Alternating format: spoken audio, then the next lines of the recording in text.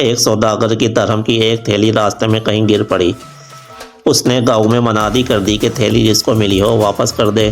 تھیلی میں جس قدر درہم ہو اس کے نصف انعام کا وہ حقدار ہوگا۔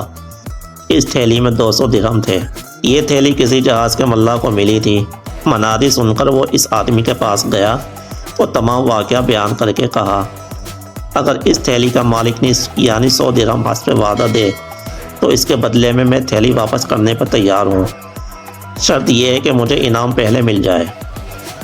جب تھیلی کی خبر سوداگر کو ملی جو بڑا لالچی تھا تو اس نے خیال کیا کسی طرح سے میں انعام کی رقم سے بھی بچوں اور میری پوری رقم مجھے مل جائے۔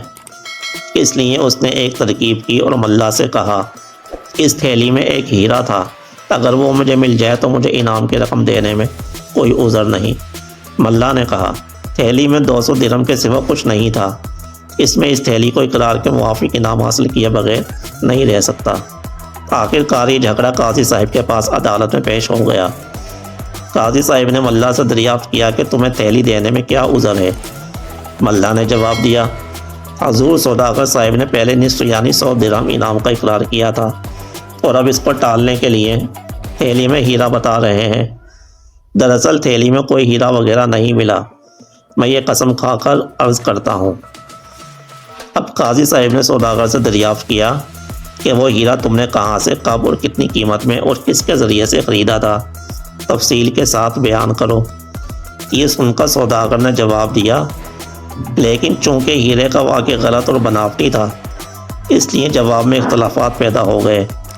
وہ بہت گھبرایا۔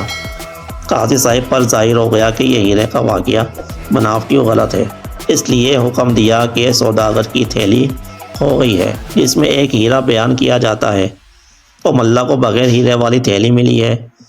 سوداگر کو چاہیے کہ وہ پھر منادی کریں اور تھیلی میں ہیرا ظاہر کریں، اور ملا کو حکم ہوا کہ تم اس تھیلی کو اپنے پاس 40 دن تک رکھو۔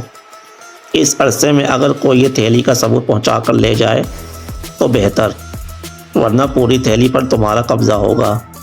سوداگر نے لالچ سے اپنے درہم بھی کھو دیے اور ہاتھ ملتا رہ گیا۔ تو پیارے بچوں، ہمیں اس کہانی سے سبق ملتا ہے کہ ہمیں لالچ نہیں کرنا چاہیے اور ہمیں ہمیشہ لالچ سے دور رہنا چاہیے۔